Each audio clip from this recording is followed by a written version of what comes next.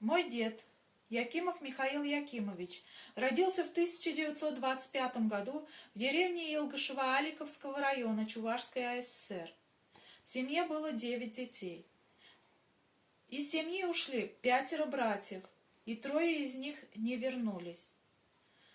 Мой дед был призван в 1943 году. Участвовал при освобождении городов Нарва и Псков. Перед завершением войны стал офицером 8-й Панфиловской краснознаменной гвардейской дивизии. Также участвовал при освобождении Латвии. Командовал разведывательным взводом. За 2 подбитых танка получил орден Отечественной войны 2-й степени. За взятие в плен немцев был награжден орденом Красной Звезды. Был ранен в феврале 1945 года.